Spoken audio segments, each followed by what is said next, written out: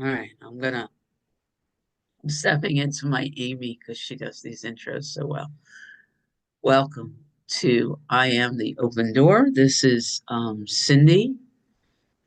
Today is December 19th, 2024, and we're here for something we call Finding Truth Everywhere. And today we're going to talk about a podcast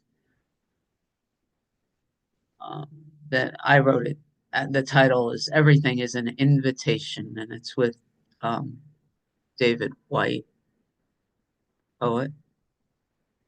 Uh, there's so much we can do. As I was taking these notes, I realized that we could take this 1 hour podcast and spend hours sinking into some of the pointings. But as is my habit and my joy, I have a song for us. So, Barbie, you have a job. Before I hit the pause button, I'll tell everybody in case somebody's in the replay. Hi, Livy. The song is Blackbirds by the Beatles, and it fits. At least that's what my higher self said. I didn't actually sit down and evaluate it, but as I was fitting with how we were going to begin, this is the song that started playing in my heart. So I'm going to hit pause. Well, listen to Blackbirds. Permission to interrupt me at any time. Okay. The first thing, well, the first thing I have here, just because it's cool, um, it's just the note for anyone that has Audible. Everything that sounds true offers it sounds true can be part of your Audible membership, or you could buy 10 Audible. You could buy on Audible cheaper than you can buy It Sounds True. And the first time I noticed that was with Living the Untethered Life. There's like a 20-hour or 15-hour kind of program, and Sounds True was like selling it for 120 some odd dollars. It was insane, and I got it for 1 credit on Audible. So I just kind of wanted to put it out there. Um, no, I had a lot of judgment at the time. I no longer have judgment because my whole relationship with money is changing. I just wanted you to know I already looked. And if you want to just listen to this recording that Tammy kept talking about, you could get it on your Audible. And and also, Cindy, you can, the podcast you can do. I listen to out of the podcast because then it doesn't have all the inner commercials on Oh, the yeah, yeah, yeah. much better way. And all those, a lot of every week they come up with a different, you know, podcast. So it's some of them are really good. It's just, and they're free. So that's nice. And they're free. Yeah, it's where we started with Michael. We go back there often with Michael Singer, right? Um, the second thing that I wanted to say, which just thrilled me, merging the teachings. He talked about iambic pentameter as being a way to have an intimate conversation with yourself and with others. And it just brought me back to A Course in Miracles. It was a big deal how when Helen was still resisting the message in the beginning, that the languaging was a little, well, it wasn't iambic pentameter. And at some point, and maybe Amy knows where, at some point, the entire flow of the communication became that. And I don't remember what page it was, but I love this idea more and more. I've been looking for quite some time about how only separated beings need words to begin with. And at one point, it was like, don't need words. Let's hang in the stillness. But more and more, I'm deepening into the beauty and the experience of words and how words in my writing this morning, even there was this statement that words cannot ever separate us because all separation is illusory, but it can bring us home. And so all this talking about how these words, and a couple people before we turned on the recording was talking about how just listening to these words and the way they were spoken and the energy they were spoken um, broke something open. So I just love this idea that there is a natural flow held within iambic pentameter and the poetry of words that can reach us at a level that's much, much deeper than our surface understanding of who we are.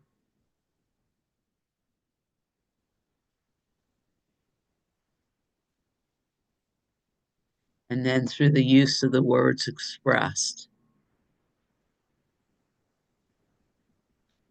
these lines, the laziest, most deathly afraid part of us can be lifted up and brought to the light. That's the way I put it.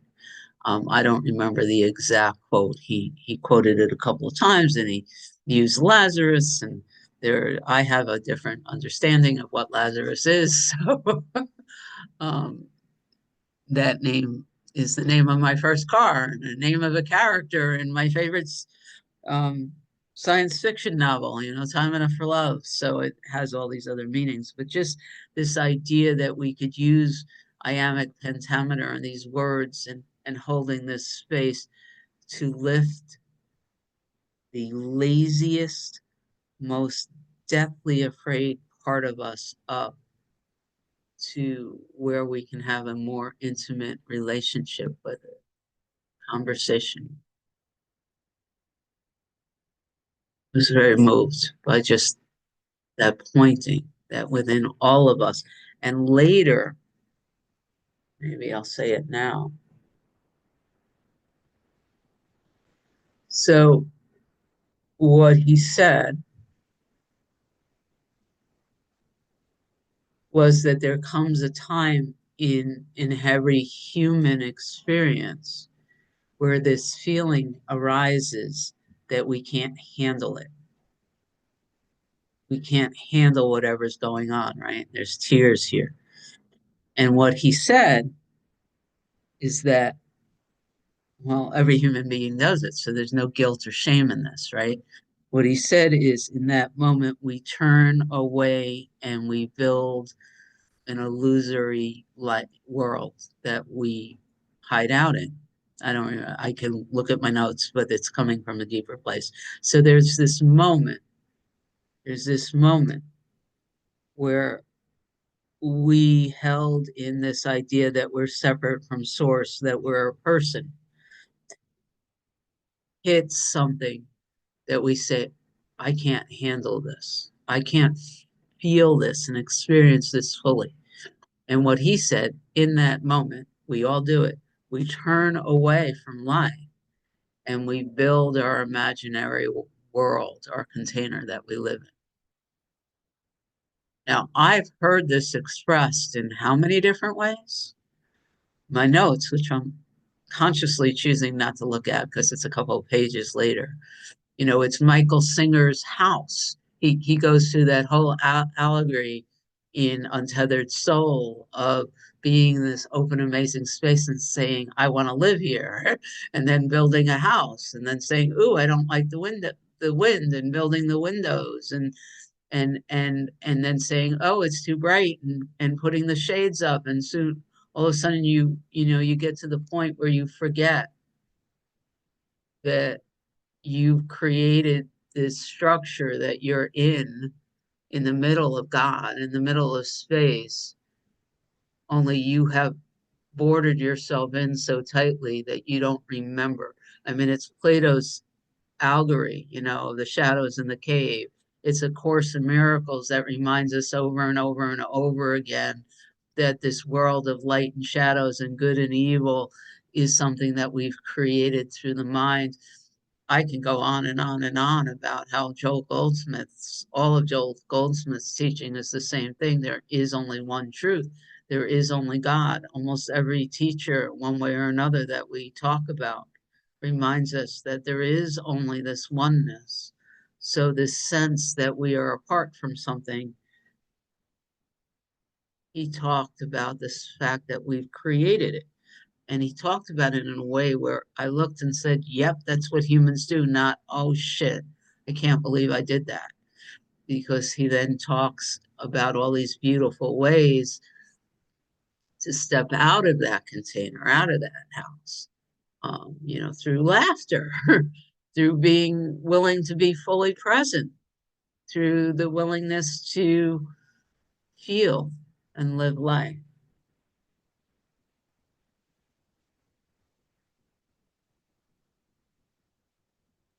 Yeah.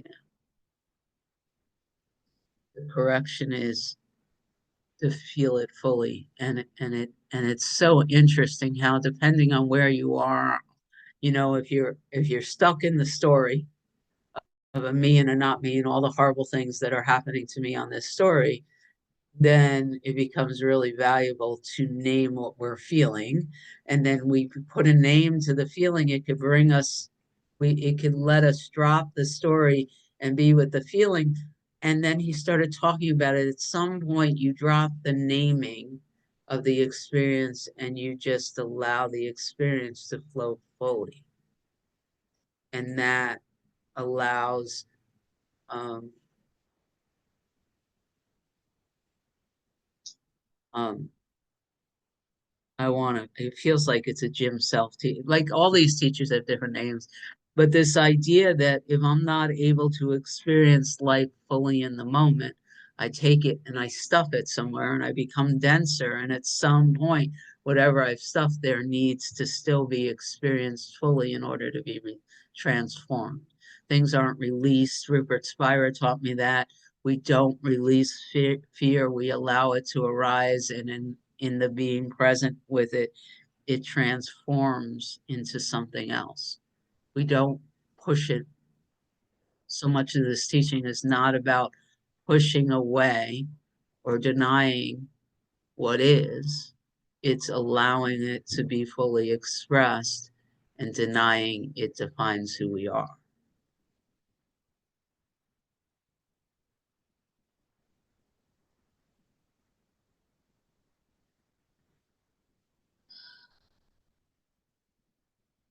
How do you know you're not feeling things fully? That was an interesting question.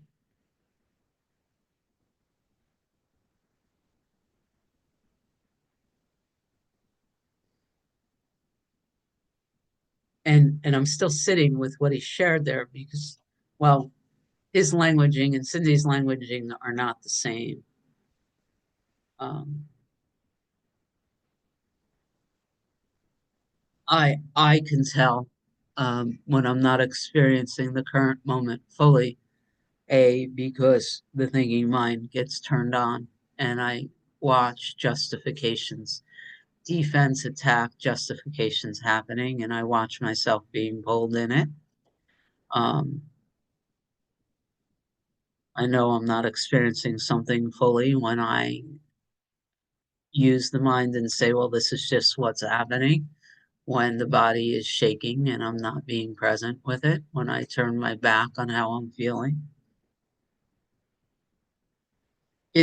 Where I'm sitting, he said the silence of the body. I got to be honest with you, what I call the physical body is the loudest part of my experience at the moment. So I think there's a silence that I'm looking to bring the body into.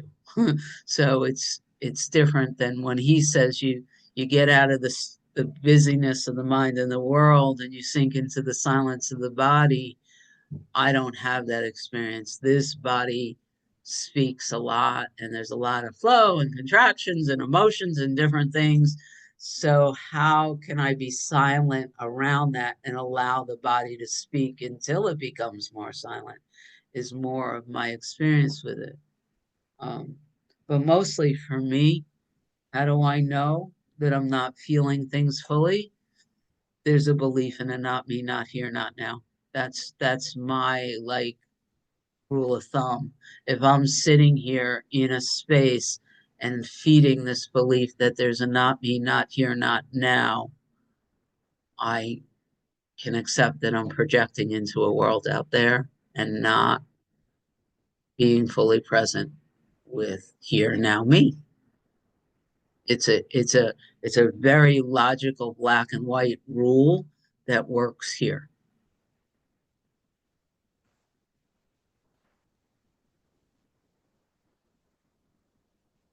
So he has these 7 steps, and I literally listened to this um, twice, and I wrote it, and he didn't give 7 steps unless I missed one. He went from 5 to 7, and he didn't promise to give all 7 steps. He said, "You're asking me to do a year's program," but I literally started listing them. He didn't give 7. I didn't catch it, but I love 6 is what I got. It's what you got too, Barbie. Um, I like this first one though. Stop. At some point you gotta be willing to stop having the conversation you're currently having. Um, just accept that what you believe is true isn't. Be willing to let go of the current conversation, and that allows you to go to the silence and drink from a deeper well. I've been sitting like I do love his languaging.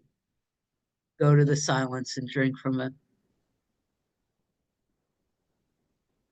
deeper well. This statement that he talked about at this point is something that I intend to sit with. Well, it makes sense to me on so many different levels. He said the whole of creation is a series of invitations.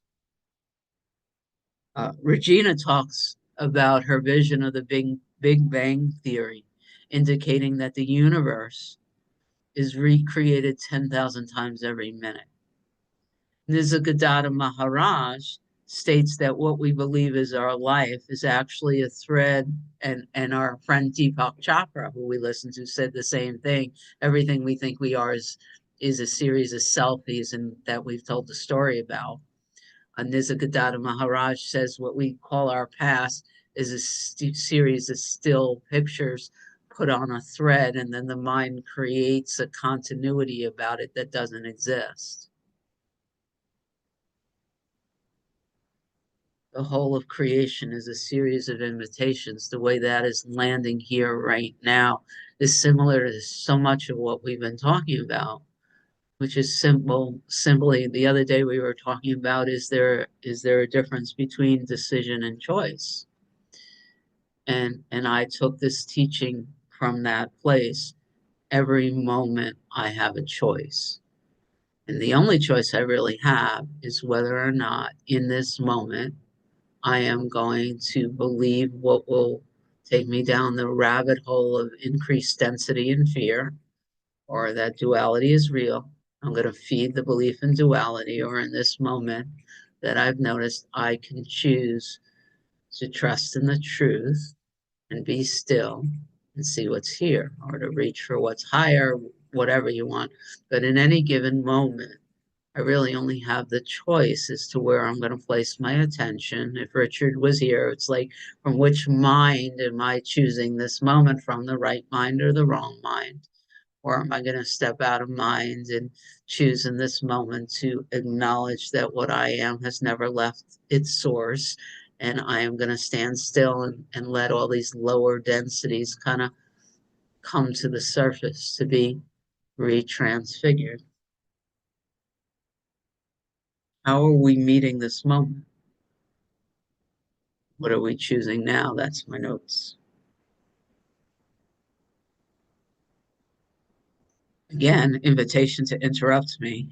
The next thing on my list, which the more I sat with, the more I loved, the more I realized that this is a place where Cindy can really recognize how much she's changed, is his story of being at the bus stop and being inspired to say to this young boy, "Yes, I am Bono." Cindy, the quality engineer who trusted data more than anything else, just give me the facts, would have contracted, would have said no, would have turned away in a heartbeat. She doesn't exist anymore. And where I got to is this idea of truth and lies and where are we? And I realized that him no following the gut, the instinct. He said he just knew that the most loving thing to do was say yes to this boy, right? It didn't come from David. How is that any different than putting on a Santa Claus outfit every year? It's literally the same thing, right? And what part of that, what part of me wants to hold some part of Cindy's illusory story as real and another part that's not real? And if we're all one, then wasn't he Bono in that moment? And that's what he said. That boy didn't meet an imposter. That boy met Bono. And it dropped as being true, right? And I recognize that with all this, with all the work that we've been saying yes to, I know that the Cindy of the past would not have been able to even sit for that. And now it tickles me happy. I got it. And it really was no different than putting on like a Santa Claus outfit and watching the kids like flip out.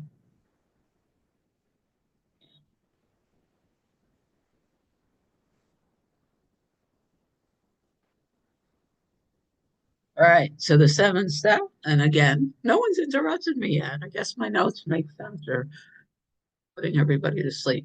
So you stop the conversation you are having now so you can drink from a deeper well. And that puts you in touch with the unknown. And you cultivate a friendship with what you do not know. You get used to not knowing the answers. You get used to not having the easy answers, not getting the A. Celebrate the not knowing. Brings you number three. This is what I wrote as number three. It brings you to the ground of the unknown. In the middle of my life, I awoke in a dark woods where the true way was lost. But there is a narrow way onto which you can step. It totally reminds me, in a more logical way, of Regina has done a lot of teaching that I listen to about how do you know you're in guidance as opposed to ego. And one of the things she tells you quite clearly is your highest self um, will never tell you why, will never give you the big picture. The higher self will only ever tell you what to do now, just now, and never give you a reason why.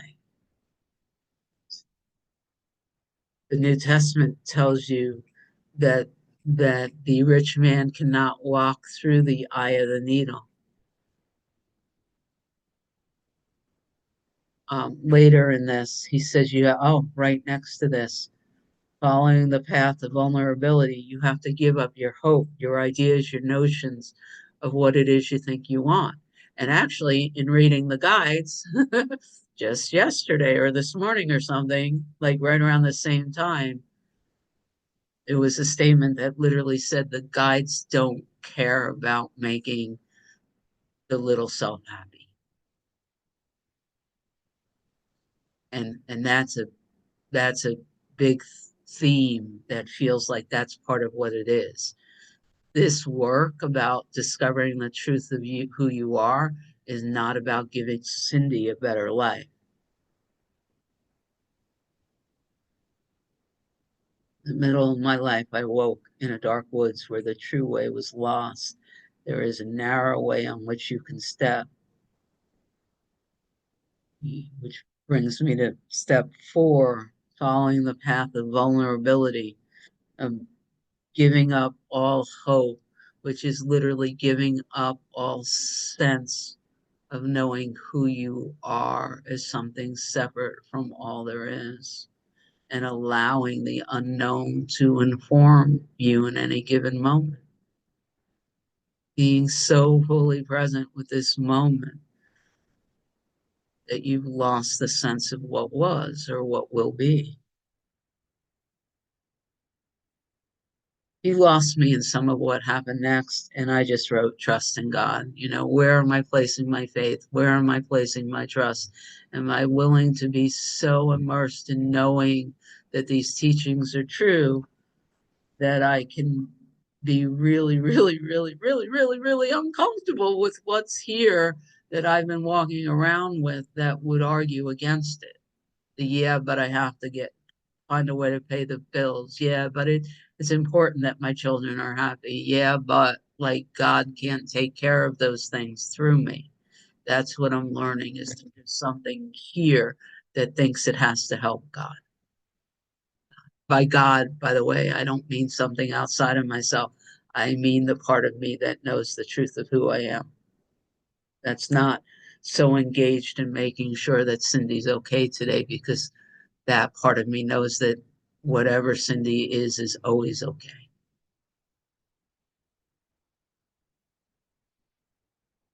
And then he states at some point you go from choosing in each invitation to becoming part of what makes the invitation. This is the way I heard it. Allowing, and this is what it was very, very beautiful for me, because it brought me back right back to a Joel Goldsmith teaching that keeps me practicing. He says at some point there's a switch, a flip, and you stop identifying as the separate self that wants God to flow or the truth to flow through you, and you become the individuated expression of God who celebrates the individual I, not as something separate, but just as the current expression that is happening. There's a there's a flip. So in this case, what's most useful is that part of this process is the going from having to consciously choose, am I going to choose the higher to the lower, to being part of the expression that creates the choosing for this world, Um, and then I don't know what 6 is. He moves into this harvest. And what I really got from this harvest is, ultimately says the harvest is just be happy in every moment.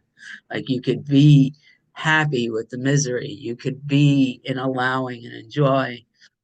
Um, and he also said at this point, we always hide our future from ourselves because it's always somewhat terrifying to who we are now.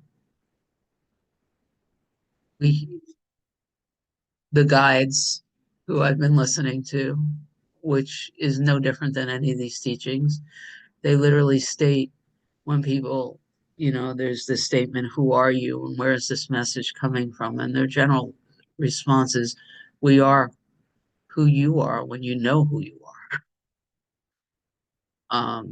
And this reminds me of that teaching, like, and it all, Regina, there's all this teaching from the Holy Spirit too, that, A Course in Miracles, that says the Holy Spirit comes to act as a bridge to allow wherever we are in our current level of understanding ourselves as a separate being in a big space, the Holy Spirit is the bridge thought, the loving bridge thought that helps us take each step. We can't skip steps. So I'm here now. I get to reach for what's better next, reach for what's next, reach for what's next. I cannot, in this current level of understanding, handle it all. It's and the visual I have of that, I don't remember who gave it to me, is electricity. Like, you can't go from the big um, electrical companies and whatever the volts are, the 7,000 volts. You can't put 7,000 volts through my lamp. It's going to blow up. There's these transformers that step down how much electricity is going through the wires so that by the time it gets to my house, the appliances can function. This human being will blow if it gets too much too soon. If there's a stepwise uh, lightning and increase in frequency and ability to hold more and more. It's, I trust whatever the intelligence is um, that is creating um, that journey. You guys have let me talk for a half hour without saying a word. I have about, thank you, Amy. And at some point, if we want to, I have about 4 minutes queued up to play. It's his teaching about the blackbird and the Tibetan bells and whether or not we're on the outward face. To me, it's the outward facing path versus the inward facing path, and whether or not we have to choose. So, if we get time for it. But Amy, it's all yours. I'll just share some lines that I really liked, and maybe they'll resonate with others. I liked it that he said, "You're in the woods because you're meant to come to ground there." I loved that. You're in the woods because you're meant to come to ground there. And that was your point, that we hide the future from ourselves, because if we knew what it was, we'd run away from it screaming. Right? And then everyone shares the sound of the wind. Everyone shares the sky. Everyone shares their breath. Ah, that satisfies this yearning in me to hear him say that. How it illuminates for me how deep my desire is to not be alone, to end this separation. It's like water on my heart to have heard him say that. I just loved it. And then even knowing that, he talked about robust vulnerability, you know. And I had that last night as I was chairing a meeting, and I forgot some procedural things. And the vice chair corrected me, and I had this moment of, I'm 70. Am I getting dementia that I don't know how to do this? And I just sat with that. It was just seconds, but I just allowed myself to go in this room with all these people there. Wow, I didn't know. I didn't know I didn't know where to go. And I still don't know. And I have to turn to this person and say, would you like to take over from here? Would you like to make these motions? Wow, such an experience. So robust vulnerability. And then I love this because I have an Irish son-in-law, and he is so spot on here.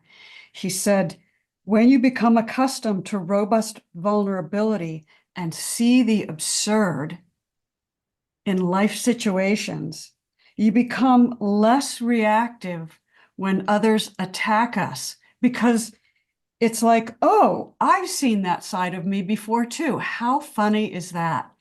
Or how silly is the situation? My son-in-law does that all the time, and he just pointed that out to me, what that is. That's just a part of being Irish. I love that. And then he described the seasons and how the seasons change, and our body is like still in winter, but spring is coming, and we're kind of like, oh, I just don't trust yet that tomorrow's going to be a good day, so we hold on to it, or fall is coming, and oh, I want to stay in this. I don't want the next day to be colder. Oh, just really beautiful. And then being abducted by your poetry. being abducted. Ah, wow, wow. Just love that. And then the sense of having walked deep inside myself to revelation. A sense of having walked deep inside myself to find the revelation. Wow.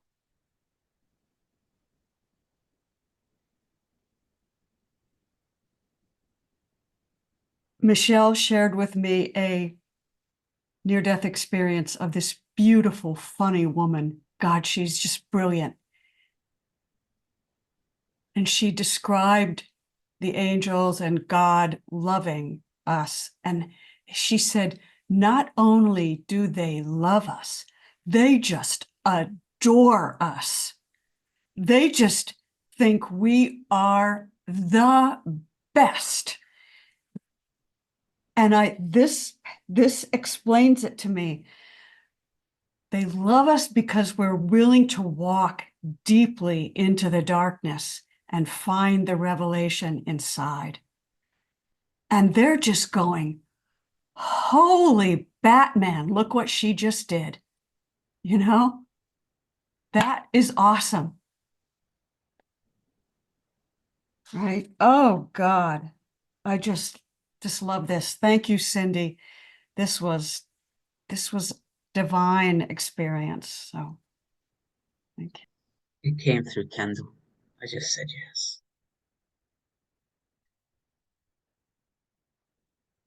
Barbie. I love this whole thing. The words just drew me away, and the words that really stuck to me is the only cure for grief is grief itself. So you could apply it to anything, because I never used to sit.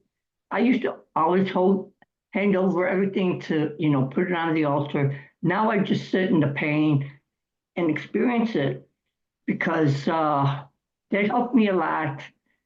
And then this morning, like I was telling you, I went through a meditation, and it was surprised what I was writing, because I was expressing my feelings. Then at the end, when I closed my eyes, my husband said 20 minutes are up. I just stayed there, because that's when my revelation came. I just stayed there, and it's like, oh yeah, I seen the love that I am, but then when I looked, I seen grief on the side. And I sat there and sat there, and eventually they merged together. And when they merged together, that's when I got the revelation. I said, oh yeah, this stuff works. Because I know, with Goldsmith, I do what he does, tells us, and I do that. But then the other thing, like you were talking about the blackbirds and the bells, well, I've heard Tibetan bells, and even the champagne foods do it to me. The vibrations are so, they give you energy, and they put you in another vibration and everything. And I always follow them, but I've also heard the blackbirds, and they sing too.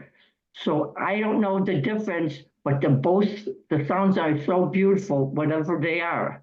And I just enjoy everything that I'm experiencing in life with all the teachings you're giving us, because it moves me up a step closer to where I'm going and who I am. Thank you. Sandra. Sandy.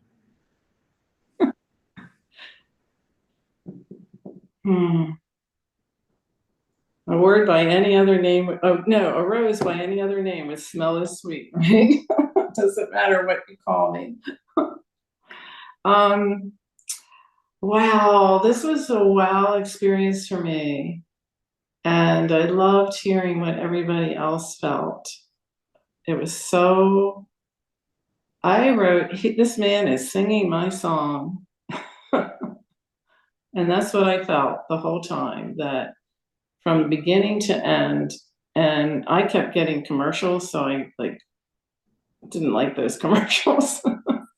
Anyway, so I would love to spend a day with a few of you and talk about this all day long, but we don't have that. But I can just right now rest in the beauty of it. I just feel like I'm resting in the beauty and the truth of all of it. And the things that touched me the most was the bell and the blackbird. But I will say a few words about, he talked about a well-felt sadness and a well-felt joy. And then she actually probed him on that. Well, what do you mean by well-felt? And, you know, I know what that means. He did say that grief is a cure for grief, but then he also said it leads to a celebration. And I think I've been saying that over and over because I just have to say it. A celebration. And then, can you feel my excitement about it? It's just like, so excited.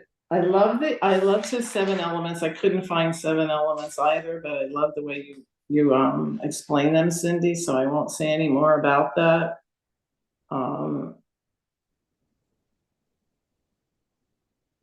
But I do, not but, and the vulnerability to life, that means you care. Because so many times when many times when I've been in some spiritual teaching settings, it's like, I almost feel like the teacher is trying to get me to distance from the life, to not be in it, to just observe it. And doesn't feel true to me. I feel like it's both. It's not either or. Don't try to get me to distance myself from life. That's why I'm here. I want life. I love life. I love life.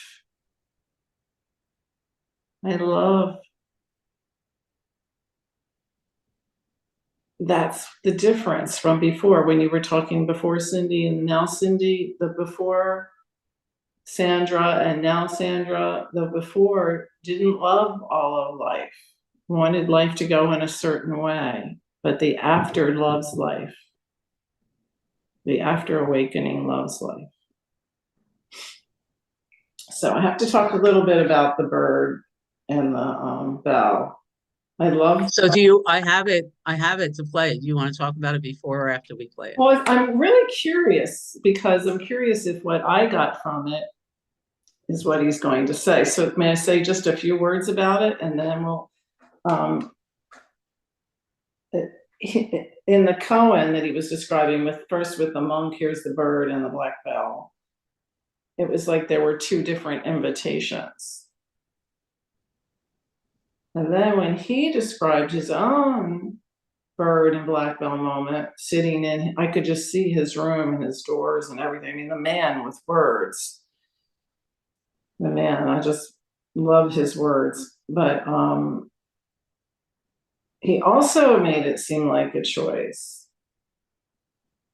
And then he went into his poem, which I'm going to have to get, about the radiance that we always were, that comes. So I wanted to have a conversation with him. I wanted to say, but my experience is that I don't have to choose between the bell and the blackbird.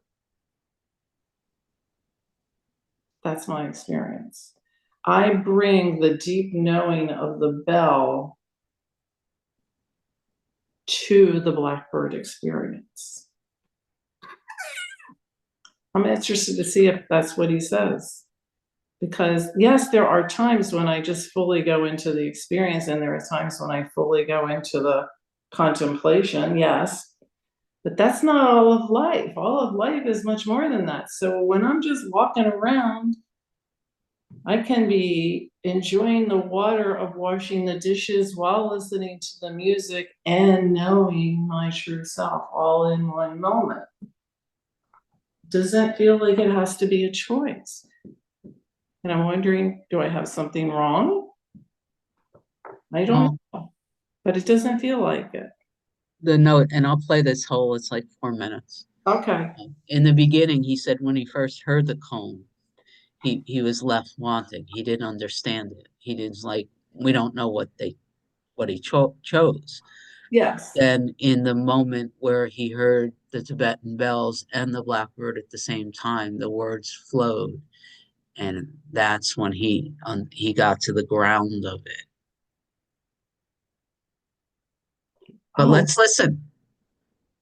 I completely accompanied in friendship by every corner of creation. That line, did that like just God smacked me? I was like, yes. Okay. Thanks. Does anybody else want to say anything, or should we listen to this Thank section? you for listening to all of that. You all were. This is the section that I pulled out, and I'm glad we had the conversation first. For a moment, I thought I was playing it in the beginning, but we'll drop it in here, unless see, Mel hasn't spoken yet, so there's a little wanted to make sure that see if there was anything you wanted to say.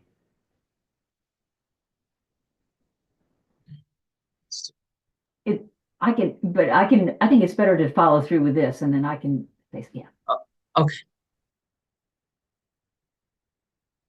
I'm just gonna play this. This is a piece I wrote, actually, a springtime poem. I was written in this at this very desk where I'm sitting. Right in front of me are two French doors, actually, and it was Easter, and I had the French door open, and I heard the red-winged blackbird singing. And in this part of the world, the red-winged blackbird is a migratory bird. It comes at springtime, and it has a beautiful song. And when you hear the song of the red-winged blackbird, you are hearing the essence of springtime. You say, it's here, yeah. And I heard my first red-winged blackbird just last week, actually. But there's this old Irish meme, this old Irish koan, actually, of a monk standing at the edge of the monastic precinct. And he hears the bell calling him to prayer. And he says, that is the most beautiful sound in the world. The invitation to depth, to silence, to interiority. Yeah. But at the same moment that he hears the bell, he hears the blackbird over the monastic wall. And he says, and that's also the most beautiful sound in the world.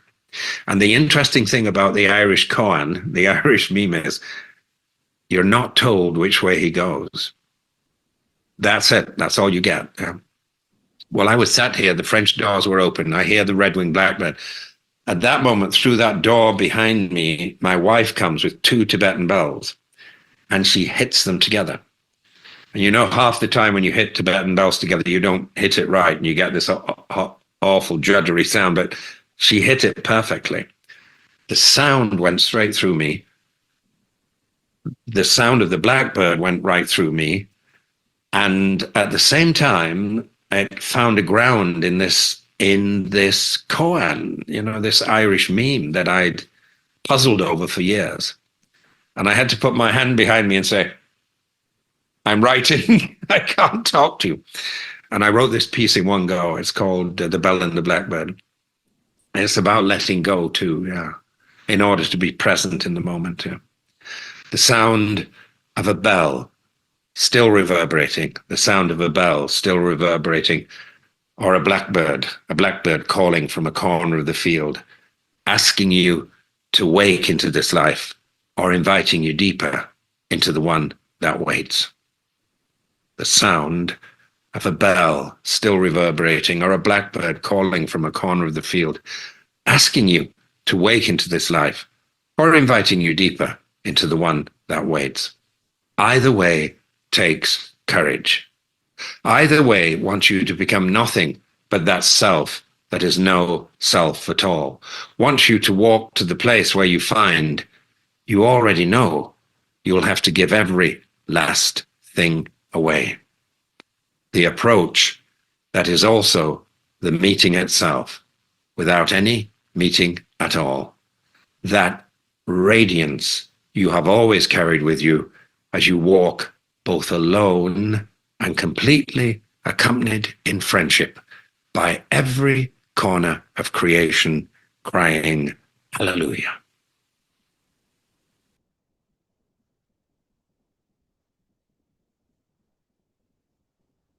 The sound of a bell still reverberating, or a blackbird calling from a corner of the field, asking you to wake into this life, asking you to wake into this life, or inviting you deeper into the one that waits.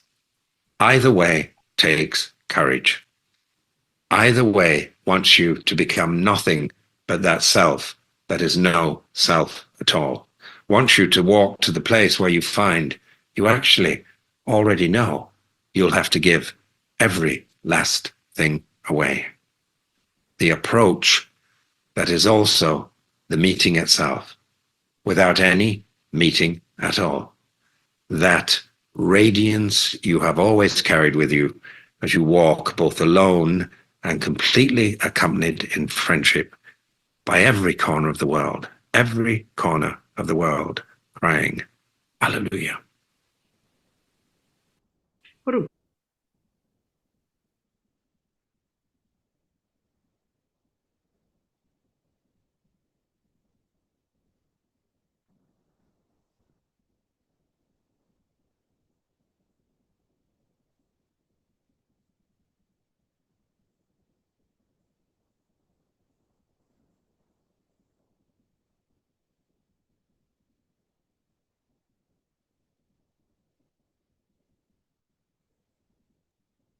This is a phenomenal example of the whole being greater than the sum of its parts. The words that he speaks, when he speaks them together, create something far in excess, far greater, far richer than just the words. And I love the way he repeats.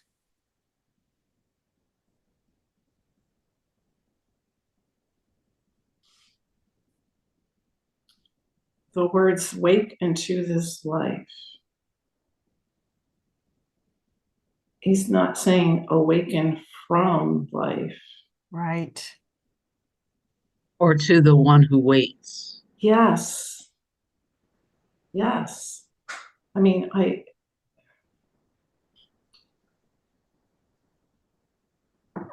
I'm speechless. It's this.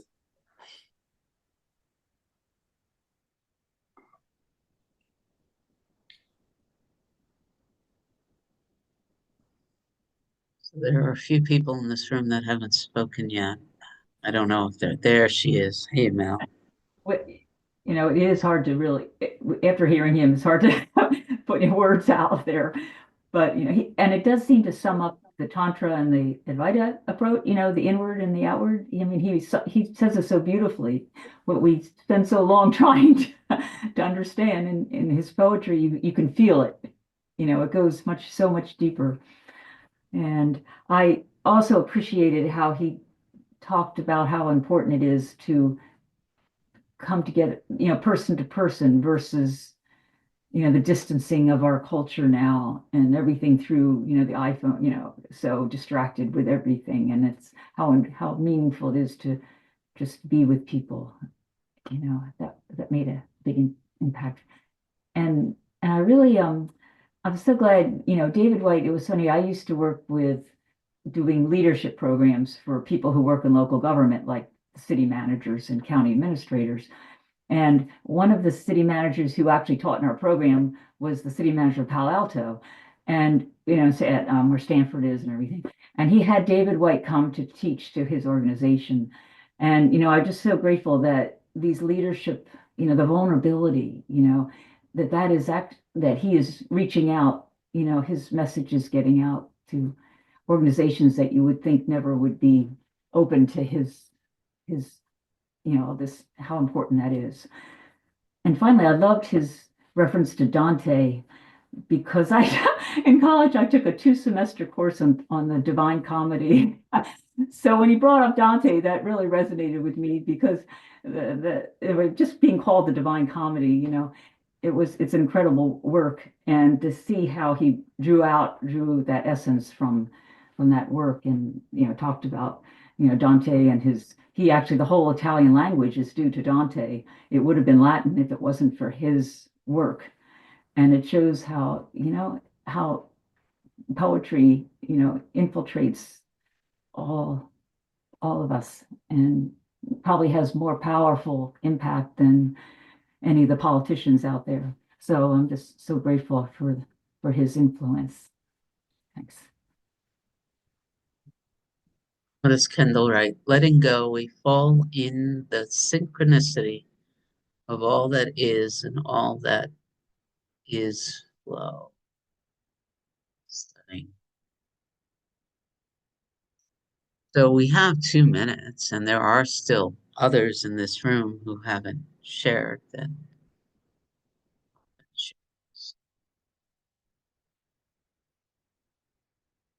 Just in case there's something. I do have a question. Did anybody hear him say you have to make a choice?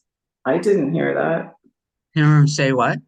You have to decide which way to go, one way or the other. I didn't. Not in that piece at all. No. My interpretation of that whole sharing was that for years and years and years, he thought that there was a choice, and he didn't understand the cone. And then he held the question without knowing the answer. And then in the moment that it broke open, he fell into the ground, the deeper understanding. And in that place, and in the sharing there was no choice. Had to be. It's all part of the one. So that's what I heard. Nadego, take us out, Nadego. Just want to say how much I love being here with everyone. So amazing. Thank you so much. We love you, Nadego. So happy. Yay. And with that, we're going to turn the recorder off. Man, I love us. Here we go.